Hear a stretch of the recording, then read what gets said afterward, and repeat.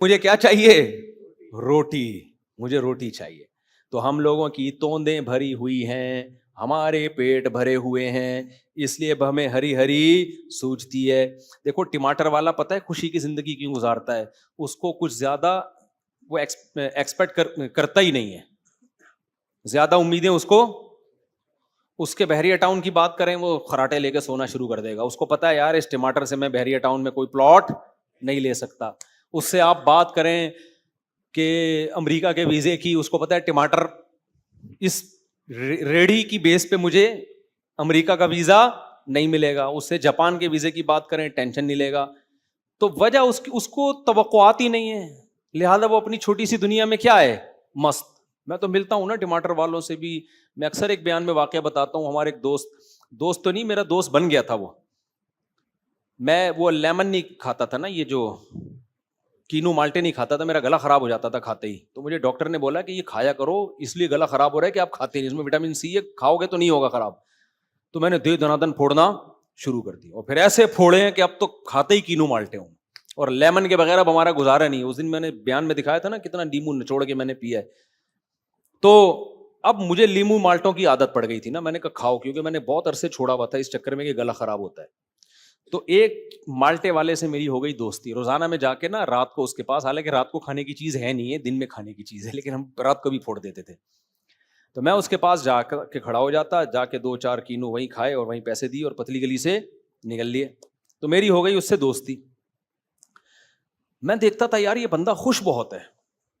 میرا خیال تھا اس کا یہ سائڈ بزنس ہوگا، اصل میں تو اس کے بحریہ ٹاؤن میں پلاٹ ہوں گے، احسان آباد میں زمینیں ہوں گی، اور ہو سکتا ہے اسلام آباد میں نئے پروجیکٹ. جو اس کے چہرے پہ خوشی تھی نا، اس سے لگتا تھا کہ یہ کوئی بہت بڑی فلم ہے.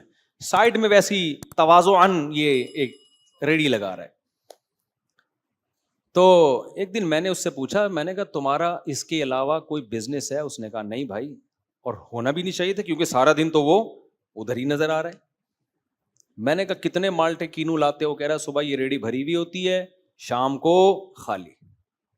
میں نے کہا اچھا، کما رہا ہوگا، ظاہر ہے چھڑے چھاٹ کے لیے، پان گٹکے کے خرچے کے لیے ایک ریڑھی بہت ہے. تو میں نے کہا کہ آپ کا کہ شادی شدہ ہو؟ کہہ رہے میری بیوی ہے اور پتہ نہیں 7 یا 8 بچے. 10، میں نے پہلے سنا ہے واقعہ، 10 بچے. میں نے کہا 10 بچوں کو اس ریڑھی سے پال رہے ہو؟ الحمدللہ. کہہ رہے صبح پیٹ بھرا ہوا ہوتا ہے ان کا، شام کو بھی پیٹ بھرا ہوا ہوتا ہے. اور کہتا ہے میں نے اپنے بوڑھے والدین کو بھی اپنے ساتھ رکھا ہوا ہے. میں نے کہا دوسرے بھائی کیوں نہیں رکھتے؟ کہتے ہیں وہ کہتے ہیں اس غربت مہنگائی میں بچوں کو پالنا بہت مشکل. کہتے ہیں میرا بھائی ہے، اس کے 1 یا 2 بچے ہیں، وہ کہہ رہے ہیں اس غربت میں بچے مت پیدا کرو، مت پالو. تو جو بچے نہیں پالنا تو پھر ماں باپ بھی نہیں پال رہا وہ، کیونکہ ظاہر ہے مہنگائی میں جیسے بچے پالنا مشکل ہے تو ماں باپ پالنا اس سے زیادہ مشکل ہے. تو میں نے کہا گزارا ہوتا ہے؟ کہہ رہے ہوتا نہیں، ہو رہا ہے، کھا رہے ہیں پی رہے ہیں. وہ کیوں خوش ہے اتنا؟ اس نے دنیا سے زیادہ امیدیں نہیں لگائی. وہ کہہ رہے میری ضرورت نا گھر کی ایک چھت ہے، میرے بچوں کو روٹی مل جائے، پڑھائی ہو جائے گی بہت اچھی بات، نہیں تو ہر ایک کو ریڑھی دے کے. کیا خیال ہے بھائی؟ اب 5 بیٹے اور 5 بیٹیاں اگر ہوں تو 5 بیٹوں ایک ریڑھی سے جب اتنا آ رہا ہے تو جیسے جیسے بیٹا جوان ہوگا تو 5 ریڑھیوں سے 5 گنا زیادہ آمدن آئے گی کہ نہیں آئے گی؟ اور میں نے ایسے لوگ دیکھے ہیں جن کے اولاد زیادہ تھی، غریب تھے، بیٹے جوان ہوتے چلے گئے نا تو صرف 5 ریڑھیاں نہیں بنی ہیں، پورا سبزی منڈی میں بزنس کھڑا ہو گیا ان کا. اولاد سورس آف انکم ہے، اس میں انویسٹمنٹ اتنی نہیں ہوتی جتنی ارننگ ہوتی ہے. فیملی پلاننگ والے بتاتے ہیں کہ اس میں انویسٹمنٹ تو ہے، ارننگ نہیں ہے. یہ دنیا کا سب سے بڑا جھوٹ ہے. کھوپڑی شریف میں نہیں آ رہی بات. اور غریب کو اولاد کی ضرورت مالدار سے زیادہ ہے. میرے بیان پہ ایک آدمی نے کمنٹس کیا، میں نے کہا کہ تم بچے پیدا نہیں کرتے، بڑھاپے میں کیا خدمت کے لیے بندہ رکھو گے؟ تو ایک آدمی نے کہا ہم بچے نہیں پیدا کر رہے، ہم پیسہ بچا رہے ہیں، بڑھاپے میں ہم کیا رکھیں گے؟ نوکر رکھیں گے، وہ ہماری خدمت کرے گا. اچھا نوکر تمہاری خدمت کرے گا، نوکر اپنے بڑھاپے میں کیا رکھے گا؟ نہیں آئی بات. اس کے پاس کیا, اس کے لیے کیا پیکیج ہے؟ تم تو غریبوں کو زیادہ کہہ رہے ہو کہ بچے کم پیدا کرو, جن کے پاس بڑھاپے میں نوکر رکھنے کے پیسے نہیں ہیں. تو اس سے تو پتہ چلتا ہے غریب کو زیادہ ضرورت ہے اولاد کی. تو یہ کمبخت بڑے بے شرم لوگ ہیں, پھر وہی گالی آ رہی ہے. سارا سیٹ اپ ان لوگوں نے برباد کیا. تو ہم نے اکثر آل اولاد والوں کے چہروں پہ خوشیاں دیکھی ہیں, کیونکہ ان میں اللہ پہ توکل ہوتا ہے. خوشی کا تعلق اس سے نہیں ہے کہ جیب میں پیسے کتنے ہیں. خدا کی قسم, لا الہ الا اللہ, مسجد کے ممبر میں بیٹھا ہوں, میں نے فیکٹریوں کے ارب پتی تاجران کروڑ پتی مالکان کو ٹینشن میں دیکھا ہے, کیونکہ اللہ پہ توکل نہیں ہے. وجہ اس کی ہے کہ کھربوں روپے بھی آ گئے, چھننے کا ڈر ہر وقت لگا رہتا ہے ان کو. نہیں آئی بات. اب دیکھو, ایک بندے کی فیکٹری, سر پہ ٹوپی, یہ بھی شاید سنا ہوا آپ نے واقعہ, سر پہ ٹوپی, سفید کپڑے, ایسا لگ رہا تھا کہ اس سے دم کرا لے آدمی, اتنا نیک, نمازی, پرہیزگار. مجھے کہتا ہے مفتی صاحب ہر وقت ایک ٹینشن میں ہے. اور مجھے لگ بھی رہا تھا اس کے, جس کے چہرے پہ خوشی ہوتی ہے نا, چہرے سے پتہ چل جاتا ہے. کچھ لوگ ہوتے ہیں جب جاؤ گے ایسا کھلا کھلا چہرہ ان کا, لگ رہا ہوگا یار یہ بندہ خوش. کچھ ہوں گے ہر وقت ایسا لگتا ہے توے پہ بٹھایا ہوا ہے کسی نے, چولہا جلا دیا نیچے سے. ایسے لگتا ہے جیسے چولہا توے پہ بٹھا کے نیچے سے چولہا جلا دیا.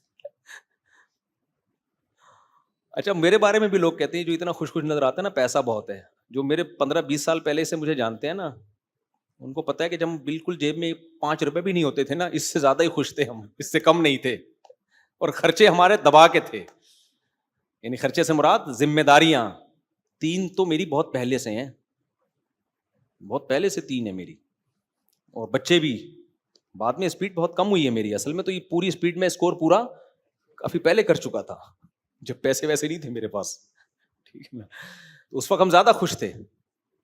تو اب وہ کیا ہے, کیا کہہ رہا تھا میں, وہ توے پہ بیٹھا ہوا, ہاں فیکٹری کا مالک ہے.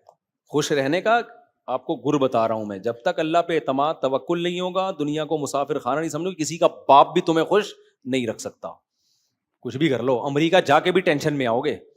اور اگر اندر سے خوش ہو گئے نا, حکیم اختر صاحب کا بڑا پیارا شعر ہے یار, وہ فرمایا کرتے تھے, دل گلستاں تھا تو ہر شے سے ٹپکتی تھی بہار. جب دل باغ باغ ہوتا ہے نا, دل میں خوشیاں ہوتی ہیں, تو ہر شے میں بہار ٹپکتی ہوئی نظر آتی. دل بیاباں ہو گیا, عالم بیاباں ہو گیا. جب دل میں گلستان ختم ہو گیا نا, خوشی ختم ہو گئی, تو باغ میں بھی آپ کو خزاں کا موسم نظر آئے گا. بڑا پیارا شعر ہے, دل گلستان تھا تو ہر شے سے ٹپکتی تھی بہار. چاہے خزاں کا موسم بھی ہو نا, اس میں بھی لائف کو انسان کیا کرتا ہے, انجوائے کرتا ہے. تو اور دل بیاباں ہو گیا, عالم بیاباں ہو گیا. تو اندر کی خوشی کا میرے بھائی جیب سے زیادہ تعلق نہیں. میں زیادہ اس لیے کہہ رہا ہوں, تھوڑا سا ہے, تھوڑا سا تو ہے. بالکل ہی خالی ہوتی ہیں تو تھوڑی سی ٹینشن ہوتی ہے.